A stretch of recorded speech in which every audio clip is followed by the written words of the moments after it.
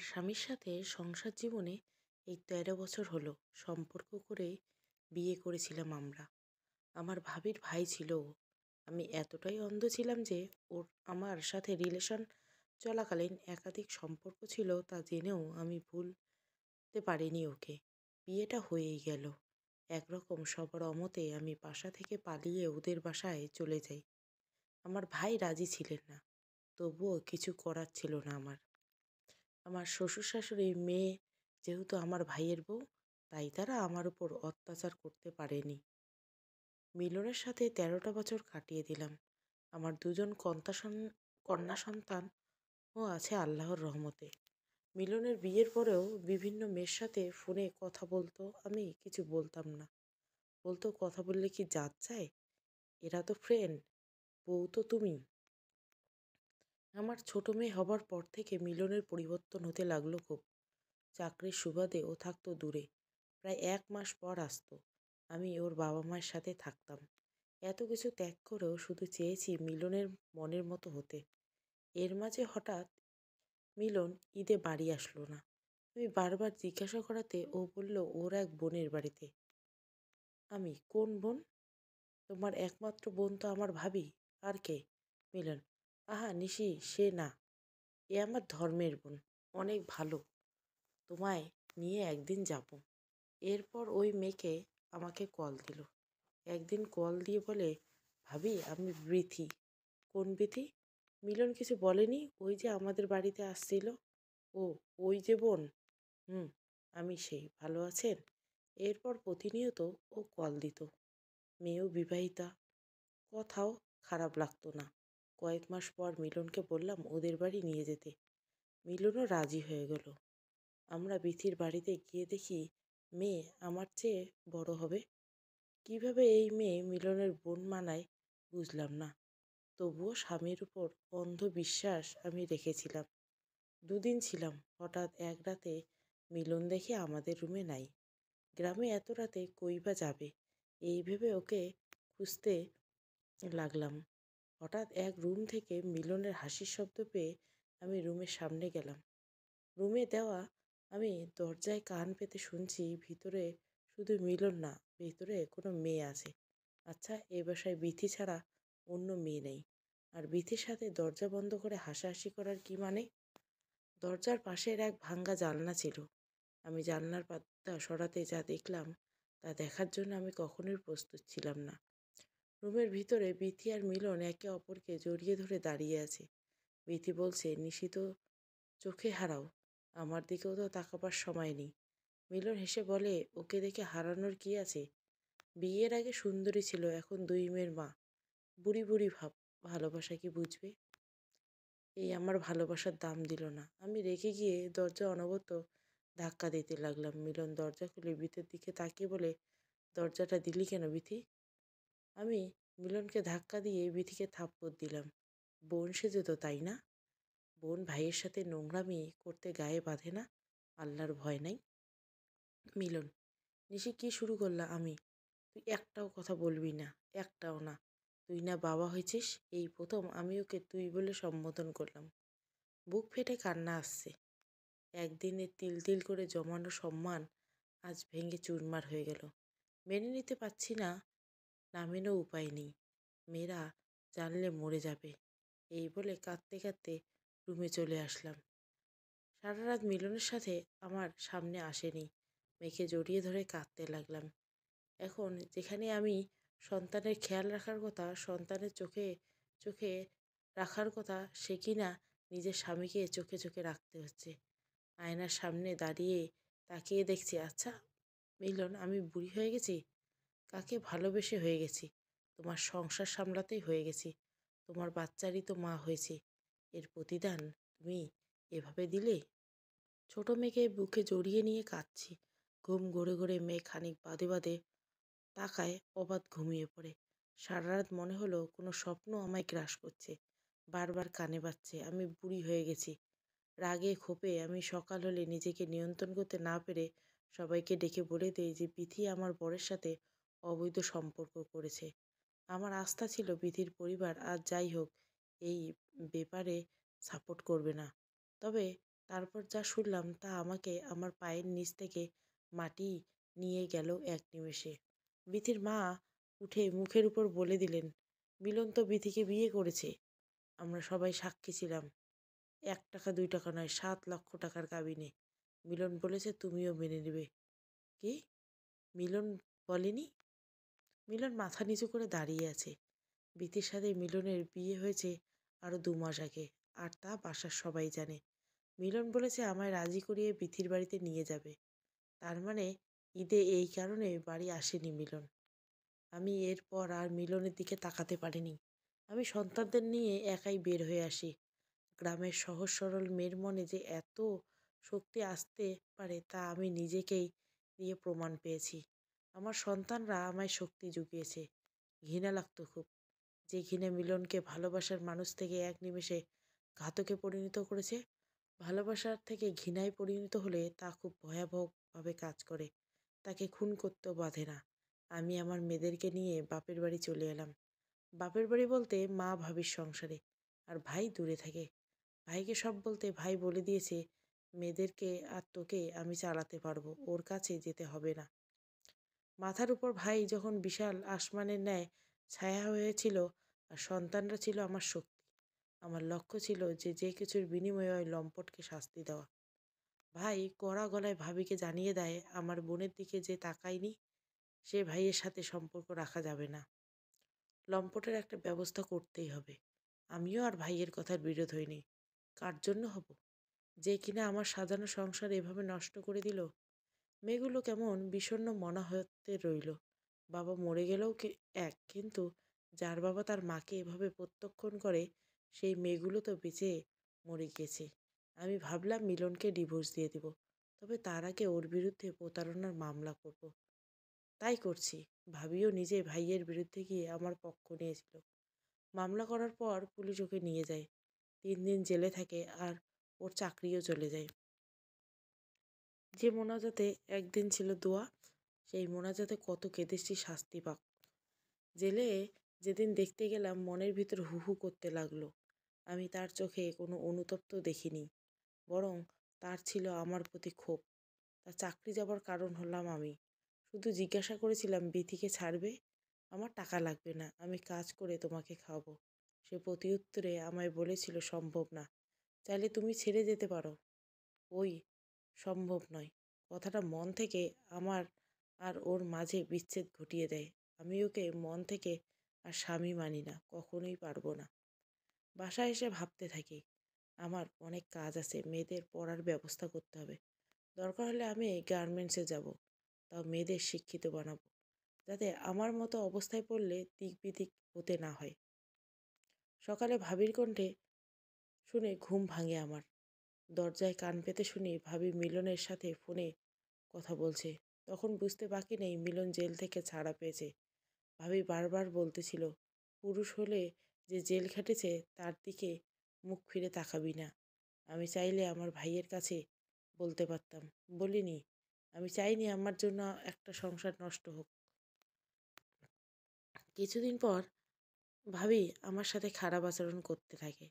তার সংসারে আমার বোঝা, এমনই বলতে থাকে। ৩ জন মানুষের খাবার জোগাতে সে হিমশিম খাচ্ছে, যেখানে ভাইয়ের বাসায় আমি কাজের বুয়ার মতো সারাদিন পরিশ্রম করতাম। চিন্তার কাজ করতে গেলে ক্লান্ত হয়ে ঝিমাতাম।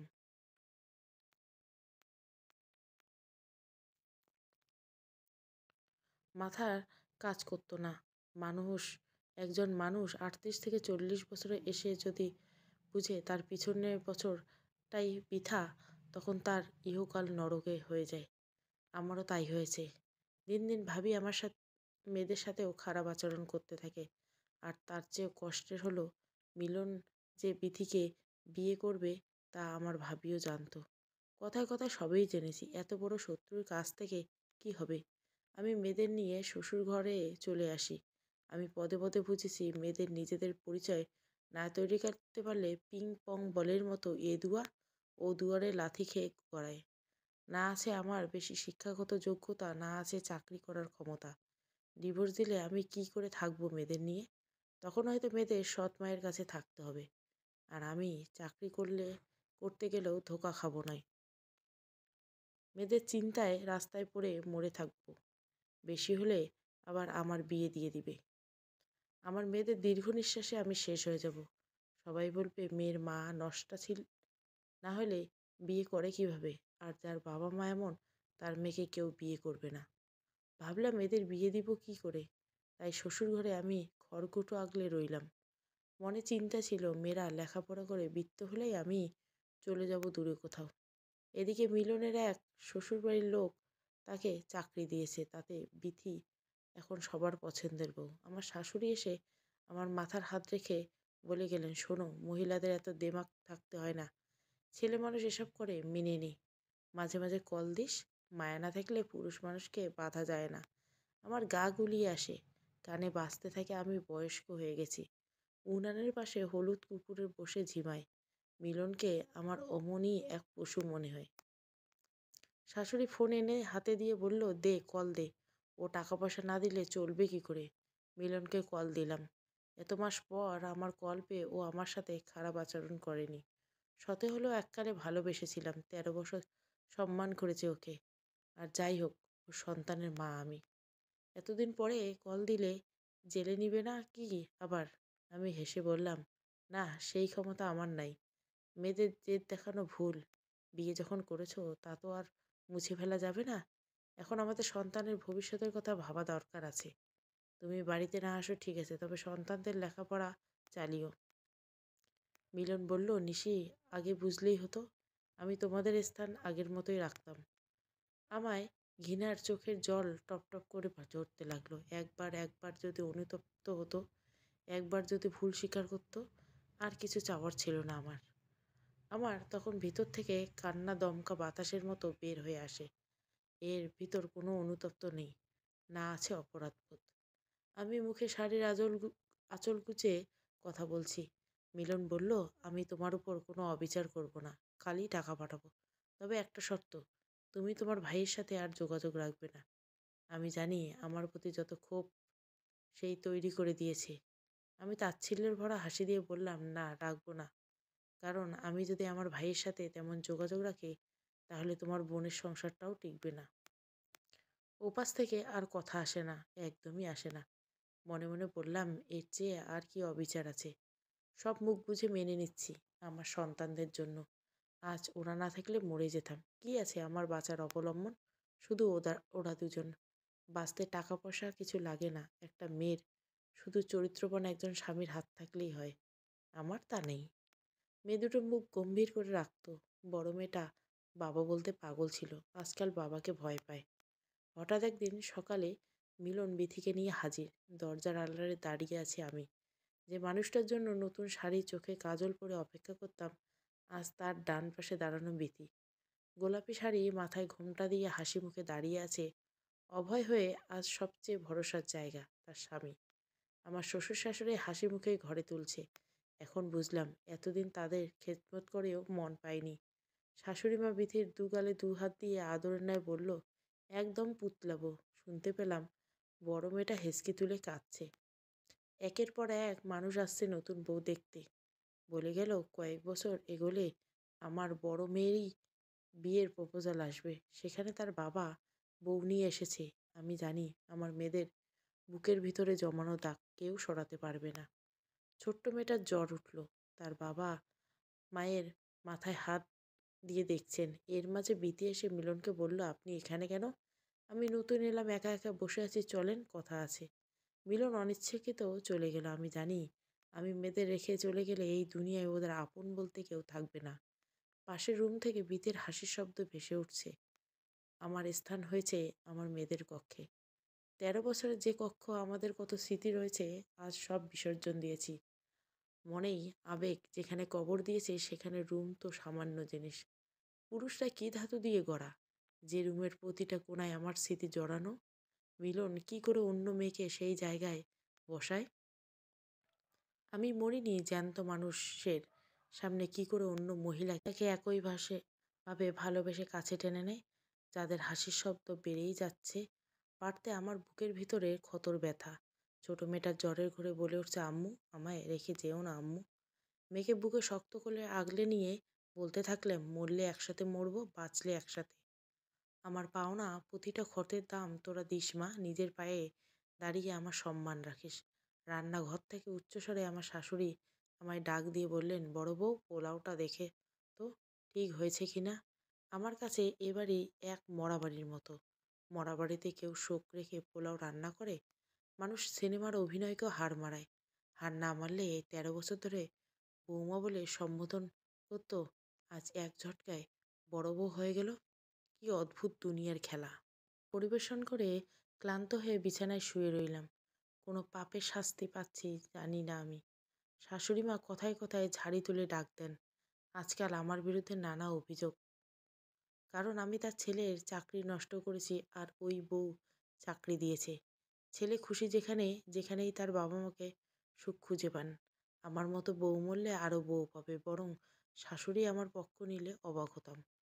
যেখানে আমার বর গিয়েছে, এখন আমার সংসারও যাবে বুঝে গেছি। বিথি এসে বলে, আপা চলেন খাই। আমি ওর দিকে না তাকিয়ে, তুমি আমায় নাম ধরে ডেকো, আপা ডেকো না। মনে মনে ইচ্ছে মেরে ফেলি, এ বোন আমার লাগবে না। আমি অভিমানে আমার রুম ওদের ছেড়ে দিলাম। মিলন আমার সামনে বিথির হাত ধরে হাসে, রুমে গিয়ে আড্ডা দেয়। মেয়েদের ছোট মা বলতে বলে, ওর একটুও কষ্ট হচ্ছে না। রাতে রুমে অল্প স্বরে গান ভেসে আসে, আমার চেনা গান। মিলনের বুকে মাথা রেখে ওর গলায় এই গান শুনেছি। খুব জানতে ইচ্ছে করে, তুমি কি সেই আগের মতো আছো? আজ একই সুরে একই গান অন্য কাউকে বুকে নিয়ে গান শোনায়। কাঁথা মুড়ি দিয়ে কাঁদছি, বুক ভারী হয়ে আসছে। ছটপট করতে করতে উঠে বসি। জুই আঁচল ধরে বলে, মা এত রাতে কই যাও? আমি শান্ত গলায় বলি, বাইরে। জুই, আমি আসি, একা ভয় পাবে তো? না মা, তুই যে এবার পাশে থাক, দেখ ওর জ্বর বাড়ে কিনা। বাইরে গিয়ে পুকুর ঘাটে বসে হেঁচকি তুলে কাঁদি। এখন আর আমার রাতে ভয় করে না। আগে কত ভয় পেতাম, মিলন থাকলে ও আমার সাথে নামতো। বাকি সময় মেয়েরা কিছুক্ষণ যেতেই দূরে দাঁড়িয়ে থাকতো। জুই মামা করে ডাকতে রইল। চোখের পানি ঝাপটা দিয়ে উঠে দাঁড়ালাম।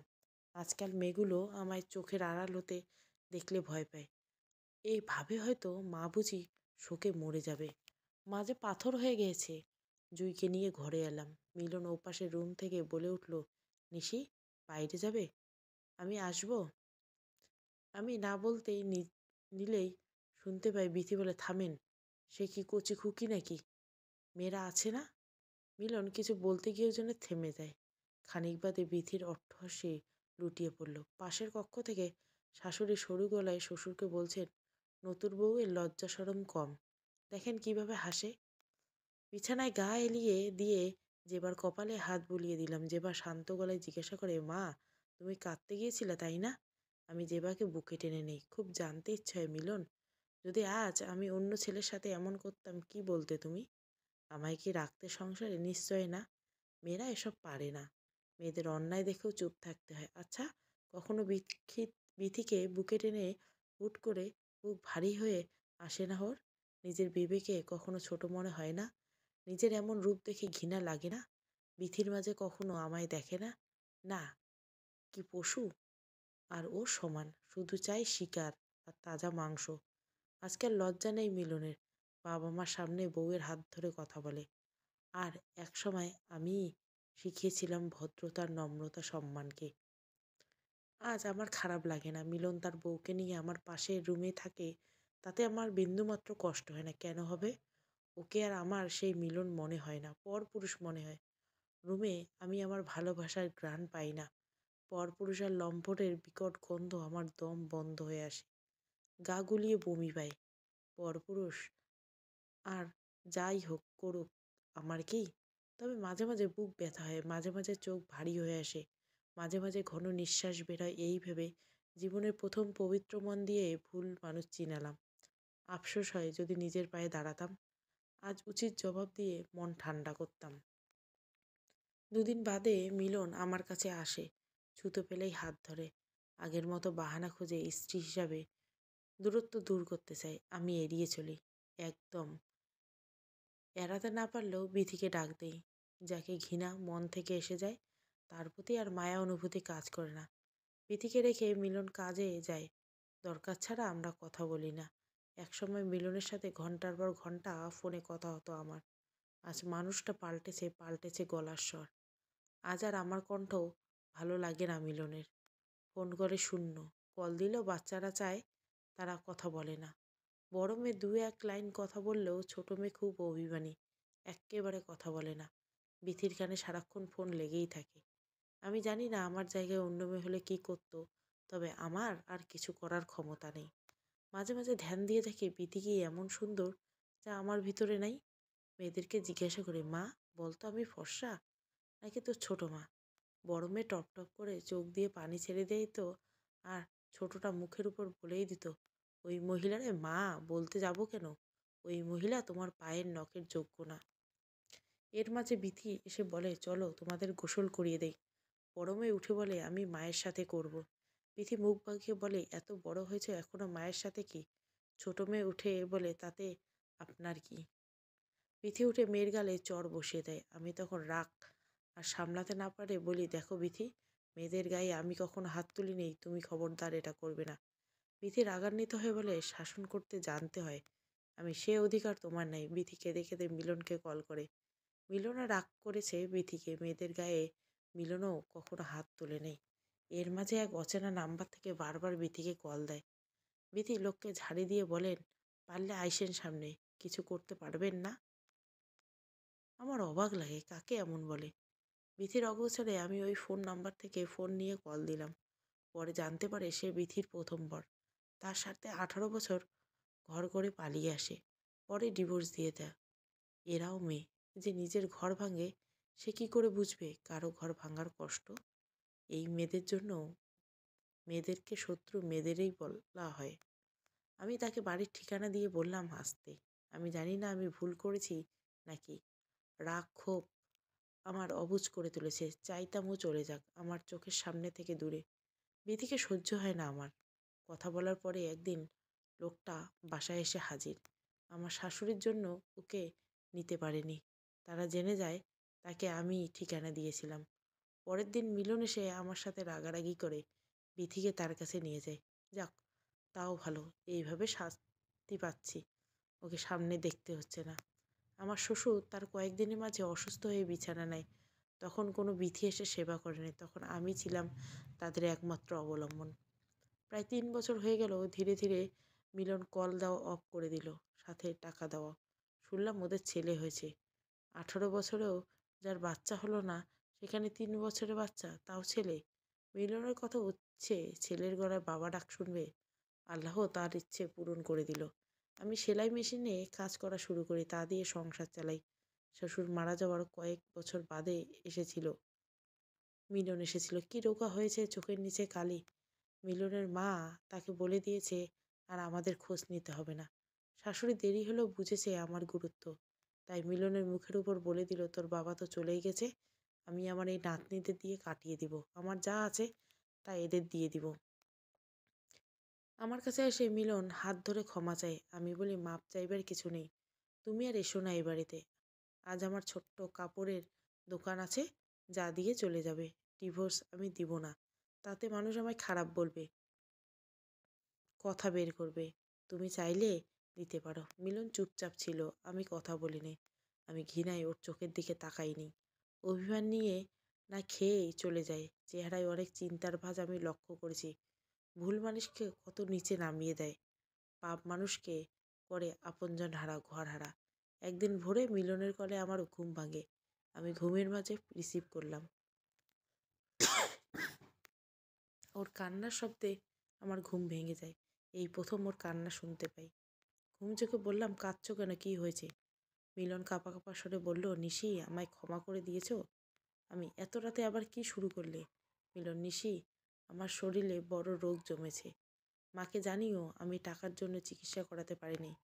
আমি, বিথি কই? মিলন, ও ছেলেকে নিয়ে বাপের বাড়ি, খালি সন্দেহ করে, ইচ্ছে করে সন্দেহ করে, আমার এই অবস্থায় রেখে চলে গেছে, বলেছে আমায় ডিভোর্স দিবে। দেখ, আমার আর কিছু ভালো লাগে না। আমি, তোমার তো একজনকে বেশি দিন ভালো লাগে না, আমি ক্ষমা করে দিয়েছি অনেক আগেই। তবে তুমি বাড়িতে আসলে আমি মেয়েদের নিয়ে চলে যাব। আমি আর নতুন করে তোমায় নিয়ে ভাবতে চাই না। তুমি মরে গেছো সে রাতে, যে রাতে আমি তোমার চোখে বুড়ি হয়ে গিয়েছিলাম। তুমি মরে গেছো সেই রাতে, যে রাতে আমার সাথে প্রতারণা করেছিলে। মরে গিয়েছিল সেদিন, যেদিন নিশ্চিন্তে বিতিকে বুকে নিয়ে ঘুমালে। জানো মিলন, ভালোবাসা শুধু চেহারা মোহ নয়। আমি কখনো তোমার মাঝে সে তফাৎ দেখিনি। কারণ আমি এক নজরে দেখেছি যার পরিবর্তন আমার চোখে লাগেনি। আজ আমিই সেবা করতাম। দরকার হলে অন্যের পেশায় কাজ করে সেবা করতাম। সে পথ তুমি নষ্ট করেছ। তুমি নিজের বাড়িতে আসতেই পারো, তবে আমার বর হিসেবে না। এই কয়টা বছরের বাস্তবতা আমায় আর কিছু দিক না দিক অনেক কঠিন হৃদয়ে অধিকারী করে দিয়েছে। হরহর করে বুকে জমে থাকা কথাগুলো বলে দিলাম। আমি শুধু অপর পাশ থেকে কান্নারই শব্দ শুনছি। মিলন সরু গলায় বলল, একবার ভাবা যায় না? আমি ওর মতো কঠিন গলায় উত্তর দিলাম, সম্ভব না। চাইলে ডিভোর্স দাও। এতদিন পর কথা ফিরিয়ে দিতে পেরে যেন মন হালকা হলো।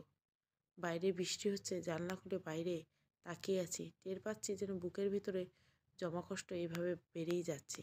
এরপর বহুকাল পার হয়ে গেল, মিলনের সাথে যোগাযোগ নাই। আমার শাশুড়ি মারা গেছে, দেখতেও আসেনি। বড় মেয়েটা মাস্টার্সে ভর্তি হলো। আমার জীবনে অতৃপ্তটুকু আমি আমার মেয়েদের দিয়ে পূরণ করতে চেয়েছি। আমার মেয়েরাও আমার মতো হয়নি। তাদের গায়ে লম্পটের রক্ত থাকা সত্ত্বেও তারা দুজনেই মায়ের কষ্ট বোঝে। তারা তার মায়ের মতো আবেগের বশে ভুল সিদ্ধান্ত নেয় না। যখন এসব ভাবি, পূর্ণতায় আমার বুক ভরে ওঠে। বড় মেয়ের বিয়ে হলো 1 বছর। ছোট মেয়ের সাথে কেটে যায় দিন। হুট করে সেদিন অনেক বছর বাদে বিধির প্রাক্তন বর কল দিল আমায়। খুব আনন্দ নিয়ে বলতেছে বিধি তাকে কল দিয়ে কেঁদেছে। বারবার ক্ষমা চেয়েছে। তার যে ছেলে সন্তান হয়েছে, সে কথা বলতে পারে না। কথাটা শুনে বুকের ভিতরটা চাপা মরা আগুনটাই জ্বলে উঠল। ছেলের মুখে বাবা ডাকটা শোনার যে খুব শখ ছিল মিলনের। মিলনের কথা জানতে চাইনি। আমি জানি না ও বেঁচে আছে কিনা। তবে আমি জানি রাতভর জমা কারো দীর্ঘশ্বাসের স্তূপে ভার এড়িয়ে কেউ সুখী হতে পারে না। আমি চাই মিলন বেঁচে থাক, একটিবার নিজের বিবেকের কাছে প্রশ্নবিদ্ধ হোক। মরে গেলে তো সব শেষ। কারণ মোনাজাতে রাতের পর রাত চোখের জলের মূল্য দিতে হলেও ওকে বেঁচে থাকতে হবে।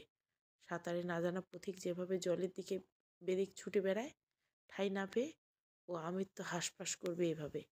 আমি জানি কোনো না কোনো সময় মানুষের আবেগ ও কাজ করে না, তখন বিবেকের দরজা খুলে অতীতের গুলি তীরের এক মতো ছুটে একে একে বুকে বিঁধে। এই ঘায়েল খুব যন্ত্রণাদায়ক। আমি এখন শান্তিতে ঘুম দেই, আমার বুক খাকা করে না। আমি মনে প্রাণে বিথির অনেক রাতে এখন নির্ঘুম কাটে। আমার সন্তানরা যখন মা বলে ডাকে, বুকের ভিতর প্রশান্তির বাতাস বয়ে যায়। বিথি তখন মা ডাক শুনতে না পেরে ছটফট করে। আল্লাহ কাউকে খালি হাতে ফেরায় না, তেমন সবার কর্মের ফল পাই পাই করে শোধ করে দেন। মানুষ শারীরিকভাবে মরে, ভুল করে মানসিকভাবে কারো কাছে মারা যায়। মিলন আমার কাছে মৃত। একটা ভুল আমার কাছে ওর মৃত্যু ঘটিয়ে দিল। কত স্বপ্ন ছিল, কিছুই পূরণ হলো না। এক দালানে বৃদ্ধ বয়সে সঙ্গী হব বলে প্রতিজ্ঞা করেছিলাম, সবটাই স্মৃতি। মাঝে মাঝে জিজ্ঞাসা করি, আল্লাহ, সবই যদি শেষ হবার, তাহলে শুরু হলে কেন? সান্ত্বনা আমি খুব পাই। সব কর্মেই যদি ভালো হতো, কর্মফল ভোগ করতো কে? বড় মেয়ে জুই আর মেয়ে জামাই রফিককে নিয়ে বেড়াতে এলো। নতুন জামাই হয়েও ছেলেটা এখন যখন আমার কাছে এসে বলল, মা, আপনি কোন মাছটা বেশি পছন্দ করেন? আমি কিছুটা আমতা আমতা করে বললাম, রুই মাছ। নিজের ছেলের মতো বাজার গিয়ে আমার পছন্দের মাছ নিয়ে এলো। আমি আর জুই মনের আনন্দে রুই মাছ রান্না করছি। মাছের ঘ্রাণে সারা বাড়ি মোমো করছে। ছোট্ট মেয়ে জেবা উনুনের কাছে এসে হেসে হেসে বলল, মা জানো ভাইয়া কি করছে? আমি জেবার দিকে তাকিয়ে বললাম, কি করছে? আমার পাড়ার টেবিলটা ভেঙে গিয়েছিল না, ওটা মিস্ত্রির মতো মেরামত করছে। আমি জুঁইয়ের দিকে তাকিয়ে কিছুটা গম্ভীর মুখে বললাম, এই জামাই মানুষ কী সব করে, যা বারণ কর গিয়ে। কী ভাববো বললো তো? জুঁই উনুন থেকে পাতিল নামাতে নামাতে বলে, কী ভাববে, বাদ দাও, ও অমনি। আমার ছেলে না থাকার আফসোস ভুলে গেছি। সবাই একত্রে খেতে বসছি। রাফি ঘরের বাইরে চেয়ার পেতে বসলো। জুঁই যেবার টেবিলটা তো মৃত্যুবরণ করেছে, কয়েকদিনের মাঝে নতুন টেবিল আনতে হবে। আমায় মনে করিয়ে দিও, পরের সপ্তাহে টেবিল নিয়ে আসবো। ছেলেটা ঘরের জামাইয়ের চেয়েও ছেলে হয়ে উঠেছে। খুব মিশুক, তাই আপন করতে সময় নেয়নি মোটেও। খাবার খেতে নেওয়া মাত্রই মাছের মাথাটা আমার পাতে তুলে দিয়ে বলল, মা, মাছের মাথা মাকেই খেতে হয়। আপনার এখন বেশি পুষ্টির দরকার। আপনার যখন যা খেতে ইচ্ছে করবে আমায় কল দিয়ে জানাবেন। আপনি তো জানেন আমি জন্মের পর মাকে দেখেছি 4 বছর। তার চেহারা আমার মনে নেই। যে দুনিয়ায় আনলো সে তার চেহারাই মানে আসে না। কি অদ্ভুত তাই না? আমি আমার মাঝে আমি আপনার মাঝে তাকে দেখতে পাই। রফির কথাগুলো ভাত গলা থেকে নামছে না। ভিতর থেকে কান্না করে কালবৈশাখী ঝড়ের মতো ধেয়ে আসছে। আমি উঠে দাঁড়িয়ে বললাম, খাও তোমরা, আমি ডালের পেয়ালাটা নিয়ে আসি। ভাবি, আমরা যা হারাই আল্লাহ আমাদের তার 1000 গুণ ফিরিয়ে দেয়। সেদিন মরে গেলে এত সুখ হয়তো দেখা পেত না। পাশের রুমে দাঁড়িয়ে কাঁদছি। মাঝে মাঝে কান্না চাপিয়ে রাখা যায় না। আজকাল কান্নার উপর কোনো জুলুম করতে পারি না। কান্না আসলে চাপিয়ে রাখি না, কাঁদি, হালকা হই। জেবা জুঁইকে বলছে, বুনু আমি জানি না ডাল আনতে যাবার ছুতে কান্না করতে গেছে। জুঁই মা মা বলে 2বার ডাক দিলে আমি চোখ মুছে দৌড়ে রান্নাঘরের দিকে গিয়ে চেঁচিয়ে বলে আসছি। আস্তে আস্তে শুনছি রুপি জুঁইকে বলছে, খাবার কম খাও কেন? বেশি নাও। না খেলে ব্রেন কাজ করবে না। চাকরির জন্য ভালোভাবে প্রিপারেশন নিতে হবে। নিজের আলাদা পরিচয় হোক তোমার, তাই আমি চাই। জুঁই রাগান্বিত হয়ে বলে, চাকরি ভালো লাগে না। রুপি ভাত মুখে তুলতে তুলতে বলে, তাহলে দিনরাত রান্না ঘরের কাজে লাগিয়ে দেব। জেবা আজ থেকে ওকে বুয়া বলে ডাকবে। জেবা অট্টহাসিতে মেতে ওঠে। ওদের এমন দৃশ্য দেখে মন শান্তিপূর্ণ হয়। ভাবতে থাকি যে বর তার স্ত্রীর আলাদা পরিচয় তৈরিতে উৎসাহিত হয় সে আর যাই হোক মিলনের মতো কাপুরুষ নয়। পূর্ণিমার রাত গ্রামের বিদ্যুৎ যায় বললে ভুল হবে, আসে মাঝে মাঝে। হেরিকেনের আলোয় উঠোনে পাটি পেতে বসে আছে জুঁই জেবা। পেয়ালায় মুড়ি গুড় সাজিয়ে নিয়েছে। আমি কিছুটা দূরে আবডালে। গানের কলি খেলছে ওরা। 2 বোন এক দলে আর রফি আলাদা। জেবা খানিক বাদে বাদে বলছে, ভাইয়া আপনি চিটিং করছেন। এত দুর্নীতি করলে খেলা পন্ডুল করে দেব। কই চিটিং করলাম? তুমি কি দুগ্গের লোক নাকি? জেবা অভিমানে বলে, চিটিংয়ে তো চিটিং। আপনি সুর ঠিক রেখে মনের ইচ্ছে মতো গান বানিয়ে গাইছেন। এই গান আমি জীবনেও শুনিনি। রফি হাসে। হাসতে হাসতে বলে ওঠে, তা আপা আপনার জীবন খান কত বড়? একে একে গান গায়। আকাশের চাঁদ মাঝে পড়লে নারকেল পাতার আড়ালে লুকায়। আমি ফাঁকে ফাঁকে রফিককে গান মনে করিয়ে দেই। খ দিয়ে গান গাইতে হবে রফিক, পারলে জয়ী হবে। জুঁই জেবার মুখে চিকচিক হাসি। 1 2 গুনতে থাকে। রফি বেকুলভাবে গান মনে করতে থাকে। রকি হারাবার নিকটে এসে 2 বোন খুশিতে মেতে ওঠে। 8 গোনার সাথে সাথে আমি বলে দিলাম, বাবা গান গাও খ দিয়ে, খুব জানতে ইচ্ছে করছে। রফির গান মনে ধরতে পেরে আনন্দে জয়ধ্বনি তোলে। 2 বোন আশাহত হয়ে চুপ করে যায়। রফি আনন্দ নিয়ে পিতলের পেয়ালায় হাত দিয়ে তবলার ধ্বনি তুলতে তুলতে গাইতে থাকে, খুব জানতে ইচ্ছে করে তুমি কি সেই আগের মতো আছো নাকি অনেকখানি বদলে গেছো।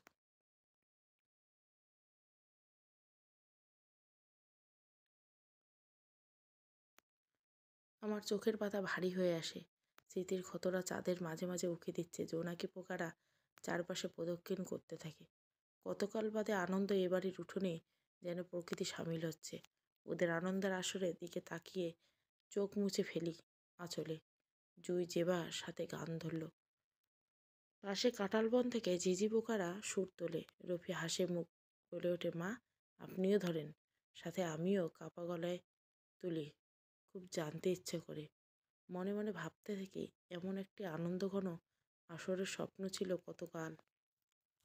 সমাপ্ত। গল্পটা ভালো লাগলে অবশ্যই লাইক শেয়ার এবং সাবস্ক্রাইব করবেন। Thank you for watching.